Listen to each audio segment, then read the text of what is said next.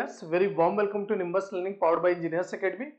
सो आप सभी को जो भी क्वेश्चन पे ऑब्जेक्शन रेज करने हैं ना, उनके बारे में आज विद रेफरेंस हम आपसे डील करने वाले, विद रेफरेंस बात करने वाले हैं। सो सबसे पहले स्क्रीन पर आपके क्वेश्चन दिख जाएगा। आरसीसी का क्वेश्चन है जिसमें पूछा गया है कि what is the maximum strain in tension enforcement ना एज पर एजप्शन 456-2000। तो बेटा इसके रेफरेंस के अकॉर्डिंग अगर बात करें तो पेज नंबर 69 आप लोग क्या करिएगा, गूगल पे जाके IS 456-2000 को डाउनलोड कर लीजिएगा और पेज नंबर 69 पे जाने के बाद क्लास नंबर 38.1 में चले जाइएगा, जहां पे आपको assumption of limit state of collapse in flexure दिया हुआ है और उसी पर पॉइंट नंबर F पर मेंशन किया गया है कि the maximum strain in the tension reinforcement in the section at failure shall not be less than Fy divided by 1.15 ES plus 0.002। अच्छा, इसको और लिख सकते हैं हम कैसे भाई, ये 1.15 को अगर डिवाइड कर दो Fy में तो ये लिख सकते हैं अपन 0.87, राइट। इसे लिख सकते हैं बेटा 0.87 Fy divided by ES plus क्या हो जाएगा 0.002 हो जाएगा। और Fy की वैल्यू इस क्वेश्चन में बेटा दिया हुआ है, जो ग्रेड ऑफ स्टील गिवन है ना वो 415 दिया है और जैसे ही Fy की प्लेस पर 415 पुट कर देंगे, आप इसको सॉल्व कर लो 0.87 इंटू 415 डिवाइडेड बाई ES की वैल्यू तो आप सभी लोगों को पता ही है और प्लस 0.002 ना। तो इस वैल्यू को जब सॉल्व करोगे तो अप्रोक्सीमेटली आपको मिलता जुलता answer 360.87 divide by ES plus 0.002। That means इसका करेक्ट आंसर बी होना चाहिए। तो आपको इस पे ऑब्जेक्शन रेज करना है और रेफरेंस के रूप में आपको क्या यूज कर लेना है, रेफरेंस के रूप में IS कोड को यूज कर लेना है। डेफिनेटली IS कोड को 100% ट्रूथ माना ही जाएगा। तो आपको इस क्वेश्चन में इस तरह से हिंट मिल जाएगी ना। क्वेश्चन नंबर नेक्स्ट है आपके पास, जो कि इसी का आरसीसी का ही क्वेश्चन है। सिंपली बोला गया है कि भाई या reinforce cement concrete cantilever beam है ना बेटा, reinforce cement concrete cantilever beam है जो कि subjected by uniformly distributed load, uniformly distributed load से सब्जेक्टेड है W किलोमीटर पर मीटर का डायरेक्टली वर्टिकली अपवर्ड। इस वर्ड को नोटिस करिएगा, लिखा हुआ डायरेक्टली वर्टिकली अपवर्ड। तो कह रहा है the main reinforcement shall be provided. बेटा मेन रेनफोर्समेंट वह होता है जो टेंसाइल फोर्स को रजिस्ट करता है या टेंसाइल फोर्स को कैरी करता है, क्योंकि कंक्रीट तो कंप्रेशन में स्ट्रॉन्ग होती है, जबकि रेनफोर्समेंट जो प्रोवाइड करते हैं पर्टिकुलरली वही तो टेंशन को बियर करता है, टेंशन स्ट्रेस को कैरी करता है। इसके बिहाफ पर आप बोल सकते हो कि भाई एक सिंपली कैंटिलीवर बीम है, ऐसा कोई सेक्शन है और जब कभी भी इसे यूडियली वर्टिकल लोड अप्लाई होगा ना डियर, जब यूडियली वर्टिकल लोड इस पे अप्लाई होगा तो डेफिनेटली ये किधर की तरफ में बेंड होने वाला है, तो ये सेक्शन कुल मिला के इस तरह से बेंड होने जाना है।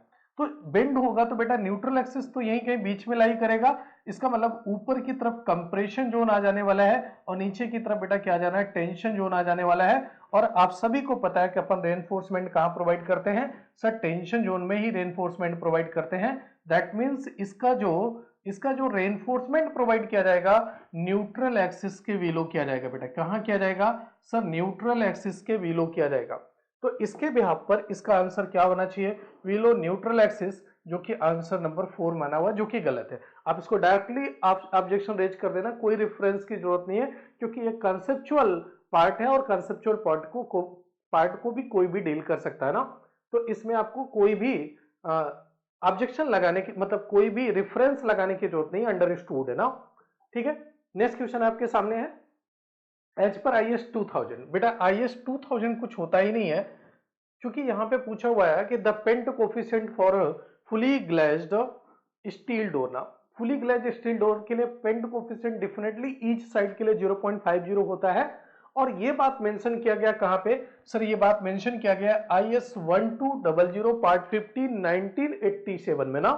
इस कोड नंबर IS 1200 पार्ट 15 में गिवन है।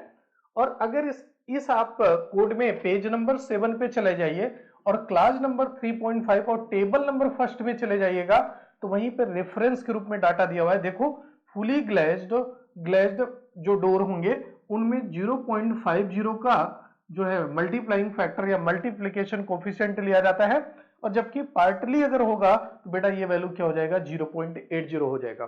तो आप इसके लिए क्या रेफरेंस ले सकते हो, IS 1200। बट ये टाइपिंग मिस्टेक है, मुझे नहीं लगता कि SSC इसके लिए आपको जो रेफरेंस दे रहा हो मानने वाला है, क्योंकि जस्ट यहाँ पे एक डिजिट मिस्टेक है, दैट मीन्स यहाँ पे IS 1200 होना चाहिए, बाकी आंसर सही है। अगर आप ऑब्जेक्शन रेज करना चाहते हो तो कर लो, मुझे नहीं लगता कि SSC इसको मानने वाला है, क्योंकि जस्ट एक टाइपिंग मिस्टेक है ना। नेक्स्ट क्वेश्चन आपके सामने है, क्वेश्चन नंबर 5। अब इसमें भी देखो थोड़ा सा ही टाइपिंग मिस्टेक है कि एक बार बेंडिंग शेड्यूल दिया हुआ है ना, बार बेंडिंग शेड्यूल दिया हुआ है, जिसमें बोला है कि लेंथ ऑफ द रेनफोर्समेंट बार बताना है आपको ना, the length of the reinforcement बार बताना है। फिर से मैं इसके लिए रेफरेंस आपको दे रहा हूं, ये कोड नंबर दिया ही है, कोड नंबर 2502 1963 में जब क्लास नंबर 3.1 और 3.1.2 पे जाएंगे, टेबल नंबर 5 पे जाएंगे, तो आपको पेज नंबर 9 पर लिखा हुआ मिलेगा कुछ इस तरीके का। और जहां आप देखेंगे ना, इनके बीच का जो लेंथ है ये यल दिया हुआ है, जबकि यहाँ क्या मिस्टेक है बेटा, इन दो जगह पे 1 लिखा हुआ है, जबकि यहाँ इसको क्या लिखना चाहिए था, एल लिखना चाहिए था। तो ये भी एक माइनर सा टाइपिंग मिस्टेक है, इन्होंने बस यल को 1 लिख दिया है, और मुझे नहीं लगता कि इसमें भी ये आपके ऑब्जेक्शन को मानने वाले हैं। तो ये अंडरस्टूड है, और आप एक बार ऑब्जेक्शन रेज कर दो, जैसा भी होगा, अगर SSC मानता है तो भी अच्छी बात है और नहीं मानता है तो भी अच्छी बात है, क्योंकि आपने इसके अकॉर्डिंग तो आंसर सही लगाया होगा, जो कि बी आंसर आया था ना। ठीक है, तो इसके लिए मैंने रेफरेंस आपको बताया कि सेम कोड, और पेज नंबर 9 पे चले जाइएगा, टेबल नंबर 4 पे चले जाइएगा ना, वहां आपको इसके रिगार्डिंग रेफरेंस मिल जाएगा। ये सारी बात यहाँ पे मेंशन है इस कोड में ना। चलिए नेक्स्ट क्वेश्चन पे चलते हैं, नेक्स्ट क्वेश्चन पे चलते हैं बेटा। नेक्स्ट क्वेश्चन है स्टील का, कह रहा है which of the following buckling curve is applicable about Z axis for the rolled steel I section. Rolled steel I section के लिए पूछ रहा है जब एक्सली लोडेड कंप्रेशन सेक्शन हो तो, और कह रहा है H/BF, देखो लिखा हुआ है H/BF जो है, दैट मीन्स H/BF जो है मतलब विथ ऑफ फ्लेंज वो ग्रेटर देन 1.2 है, और बेटा क्या हो रहा, थिकनेस ऑफ फ्लेंज जो है वो less than and equal to क्या है, 40 mm है। और इसी रेफरेंस के बिहाफ पर अगर आप IS कोड 800 2007 में चले जाएंगे, तो पेज नंबर 44 पे जाने के बाद टेबल नंबर 10 में जाइएगा, जो कि क्लास नंबर 7.1.2.2 है, और यहां आप देखेंगे ना, ये दिखा है H/BF ग्रेटर देन 1.2 हो और थिकनेस ऑफ फ्लेंज जो है less than and equal to 40 mm हो, तो जेड एक्सिस के अबाउट आई सेक्शन का जो बकलिंग क्लास होगा बेटा, वो क्या होगा, ए होगा। बकलिंग क्लास क्या होगा, ए होगा, और इसके अकॉर्डिंग आंसर होना चाहिए था बी, जबकि SSC ने से 3 नंबर क्वेश्चन मतलब ऑप्शन नंबर 3 को सही माना हुआ है। तो इसके लिए भी आपको रेफरेंस हमने दे दिया, आपको बस गूगल पे जाना है, इस कोड को डाउनलोड करना है, और पेज नंबर और टेबल नंबर में जो मैंने बताया आप उस पर चले जाएंगे, तुरंत आपको रेफरेंस नहीं मिल तुरंत वहां पे आपको रेफरेंस मिल जाएगा। और अगर आपको रेफरेंस नहीं मिला है, और डेफिनेटली आप मेरे को मैसेज करेंगे या इसी कमेंट सेक्शन में आप ड्रॉप आउट कर देंगे, मैं जो भी कमेंट सेक्शन है, तो हम आपको क्या कर देंगे, प्रोवाइड कर देंगे रेफरेंस। ओके बेटा, चलिए नेक्स्ट क्वेश्चन आपकी स्क्रीन पर है। नेक्स्ट क्वेश्चन आपकी स्क्रीन पे है कि according to which method of balancing the transverse in the total error in latitude and departure distributed in proportion to the latitude and departure of the sides। अब ये सर्वे का question है बेटा, जिसमें बोल रहा है कि जब कभी कोई एरर आए, जो क्लोजिंग एरर है या बैलेंसिंग, जब ट्रांसवर्स को अपन ट्रावर्स को अपन बैलेंस करते हैं, तो टोटल एरर जो होता है ना बेटा, वो लैटिट्यूड और डिपार्चर में जो है इक्वली प्रोपोर्शन के अकॉर्डिंग डिस्ट्रीब्यूट कर देते हैं। तो बेटा ऐसा सिर्फ कहां पे कहा गया है, ट्रांजिट मेथड में कहा गया, और ट्रांजिट मेथड में ये लाइन आप पढ़िएगा, सेम लाइन लिखी हुई है, according to this the total error in latitude and in departure is distributed in proportion to the latitude and departure of the sides। और इसके अकॉर्डिंग आप देखेंगे तो यहाँ आंसर ट्रांजिट मेथड होना चाहिए, जबकि यहाँ पे बाउडिच मेथड दिया हुआ है। और इसके लिए भी आपको रेफरेंस मैंने जो दिया है, पेज नंबर 169 पे चले जाइएगा, BC पूनमिया की बुक में ना बेटा, BC पूनमिया की बुक में आप पेज नंबर किस पे चले जाइएगा, 169 पे चले जाइएगा, और आपको ये ट्रांजिट मेथड के बारे में एज ए रेफरेंस मिल जाएगा ना। तो इसके लिए भी आप ऑब्जेक्शन रेज करने वाले हो और आपको यहां से नंबर मिलेगा। नेक्स्ट है एक सर्वे का क्वेश्चन और है, जिसमें बेटा दिया हुआ है प्रिज्मेटिक कंपास, बट लिखा हुआ है प्रिज्मेटिक थियोडोलाइट।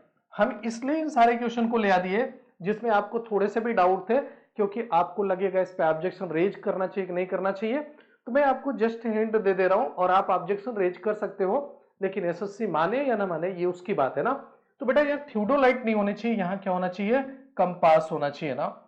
और वैसे भी मुझे नहीं लगता है इसके लिए एसएससी मानेगा, क्योंकि उसने जस्ट एक फिगर दे रखा है और आप सभी को पता है ये फिगर किसका है, प्रिज्मेटिक कंपास का है। और इतनी बातें जब आपको यहाँ पे with the help of figure पता चल रही है, आई थिंक इस पे एसएससी मानने वाला नहीं है। जस्ट एक टाइपिंग मिस्टेक है, जहां पर उन्होंने थियोडोलाइट लिख दिया, वहां पे कंपास लिखना चाहिए था ना। नेक्स्ट क्वेश्चन आपकी स्क्रीन पे है, that is the simply supported beam of span L with rectangular cross section of 100 mm width and 200 mm depth now subjected to the point load of mid span पर point load से subjected है। calculate the magnitude of point load acting if maximum shear stress given है ना बेटा।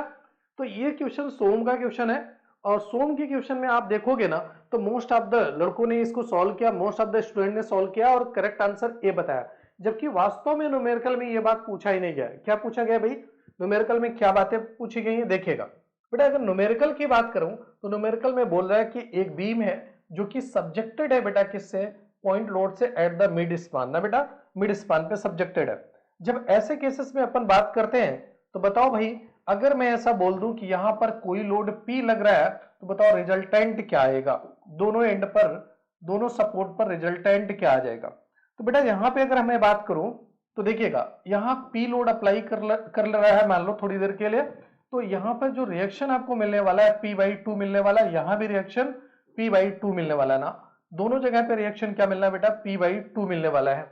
और आप सभी को पता है कि इस केस में जो मैक्सिमम शियर स्ट्रेस होता है, अगर मैं यहाँ पे बात करूं थोड़ी देर के लिए तो देखिएगा मैक्सिमम शियर स्ट्रेस जो होगा वो कितना होगा बेटा, yes for shear stress maximum वाला होगा जो वो P/2 के बराबर होगा, क्योंकि इसका जो एसएफडी डायग्राम बनाओगे, शियर फोर्स डायग्राम बनाओगे, वो कैसा बनेगा, रेक्टेंगुलर, जिसका मैक्सिमम मैग्नीट्यूड किसके बराबर होगा, P/2 के बराबर होगा।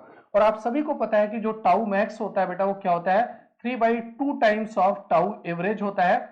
और इसके बिहाफ पर अपन क्या कर सकते हैं भाई, 3/2 टाउ मतलब क्या, shear force divided by cross sectional area, और क्रॉस सेक्शनल एरिया क्वेश्चन में गिवन है ना, क्रॉस सेक्शनल एरिया को रिप्लेस कर दो B इंटू डी से, और उसके बिहाफ पर क्या मिल जाएगा आपको, यहां से मिल जाएगा शियर फोर्स, क्या मिलेगा भाई, 2/3 इंटू टाउ मैक्स इंटू बेटा क्या आ जाएगा, BD आ जाएगा ना।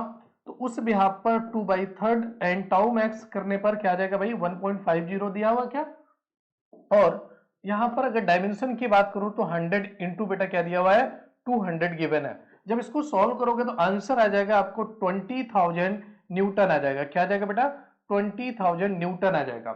जबकि आप सभी को पता है कि यहां पर क्या पूछा हुआ है, देखिएगा ध्यान से, ये आपका आया हुआ है क्या भाई, मैक्सिमम शियर स्ट्रेस आया हुआ है ना, सॉरी शियर फोर्स आया हुआ है। और क्वेश्चन में पूछ रहा है calculate the magnitude of point load acting. अरे भाई P की वैल्यू पूछा हुआ है, यस की वैल्यू नहीं पूछा हुआ है। तो P की वैल्यू पूछा हुआ तो आप समझते हो कि जो बेटा क्या होता है, मैक्सिमम शियर फोर्स होगा वो P/2 के बराबर होगा, और इसके बिहाफ पे P जो हो जाएगा 2 इंटू क्या हो जाएगा, मैक्सिमम शियर फोर्स हो जाएगा, जो कि 2 इंटू 20,000 हो जाएगा। और जब इसको सॉल्व करोगे तो आपका आंसर क्या आने वाला है भाई, 40,000 आने वाला है ना। तो इसका मतलब यहाँ पे आंसर P क्या होना चाहिए, 40,000 होना चाहिए था, जबकि इन्होंने आंसर क्या माना हुआ है, ए माना हुआ है। मतलब ये जो ए माना हुआ है ये शियर फोर्स की वैल्यू है, न कि ये पॉइंट लोड का मैग्नीट्यूड है। जबकि क्वेश्चन में क्या पूछा गया भाई, क्वेश्चन में पूछा गया है मैग्नीट्यूड ऑफ पॉइंट लोड ना। तो इसके ब्याप पर आप इसको भी एक इजी कैलकुलेशन है, आप इस पे भी ऑब्जेक्शन रेज कर सकते हैं। आइए बात करते हैं नेक्स्ट क्वेश्चन के बारे में, जो कि ईवीएस का क्वेश्चन है, असर्शन और रीजन का क्वेश्चन है बेटा। इसमें अगर एसेशन की बात करें तो hilly area waste collection should ideally start at the lowest point and proceed to higher level, ये बोल रहा है असर्शन। और रीजन बोल रहा है collection of waste start at the lowest point and proceed to highest level या higher level, ensuring that waste collector या waste collection vehicles need not carry increasing amount of waste up steep slope. ये assertion और reason का question हुआ है। और अगर इसमें बात करें अपन लोग ना, तो बेटा इसमें दो के दोनों बातें गलत है, क्योंकि कभी भी सॉलिड वेस्ट मैनेजमेंट की बात अगर हम लोग करें तो हाई हिल मतलब टॉप टू बॉटम की तरफ आते हैं, हायर से लोअर पोर्शन की तरफ आते हैं। जो कि यहाँ पे दोनों रीजन गलत है। और इसके लिए अपने रेफरेंस आपको दिया है municipal solid waste management manual 2016 ना।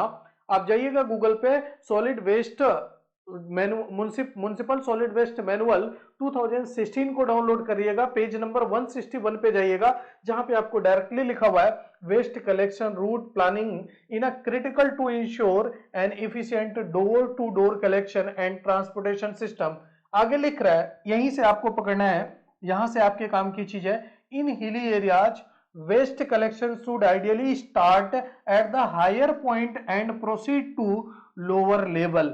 This would ensure that waste collection or waste collector vehicle need not carry increasing amounts of waste up steep slope। बेटा यहाँ डायरेक्ट ये लाइन एज ए मैनुअल के रूप में लिखा हुआ है, जो कि जो कि म्युनिसिपल सॉलिड वेस्ट मैनुअल 2016 है, और आप इसको एज ए रेफरेंस के रूप में इस पे क्लेम करिएगा। इसमें ऑप्शन भी सही नहीं है, तो इसके अकॉर्डिंग आंसर क्या होना चाहिए बेटा, यहाँ पे जो यहाँ दोनों बातें दिया है इसके अकॉर्डिंग एसेशन और रीजन दोनों फॉल्स हैं, और आप इस पे ऑब्जेक्शन रेज कर दीजिएगा, रेफरेंस के रूप में इसको यूज कर लीजिएगा। और एक क्वेश्चन है जो कि नॉइस पोल्यूशन से है, और नॉइस पोल्यूशन की बात करो बेटा तो आंसर तो सही है, बट यहाँ पे जो जिस कोड को मेंशन किया है ना बेटा, उस कोड के रिगार्डिंग अगर इनडोर की बात करें, indoor noise level in hospital की बात करें, तो रेंज आता है 35 से 40 डेसिबल, जो कि एज पर कोड कहाँ पे भाई, कोड 4956 1968 पेज नंबर 6 और टेबल 2 में जाओगे ना तो आपको यहां मिल जाएगा। देखिएगा ये किसके लिए है, एक्सेप्टेबल नॉइस लेवल, और ये बेटा इंडोर के लिए है, और इंडोर में हॉस्पिटल की केस में क्या होता है 35 से 40। आप इस पे भी ऑब्जेक्शन लगा सकते हो कि सर जिस कोड की आप मेंशन कर रहे हो उस कोड में तो हॉस्पिटल के लिए इंडोर लिमिट ये है ही नहीं। फिलहाल अगर एक अप्रोक्सीमेट आंसर के तौर पे मान के चलो तो आंसर तो सही है फिलहाल के लिए, ठीक है। सो बने रहिए ऐसे निम्बस लर्निंग के साथ, ऐसे ही अदर सब्जेक्ट के भी आपके जो भी ऑब्जेक्शनेबल क्वेश्चन है वो जल्द से जल्द आपको वीडियो मिल जाए। Thank you so much. If you really like the video, please hit the like button, share the video, subscribe to our YouTube channel and press the bell icon for the latest updates. Thank you.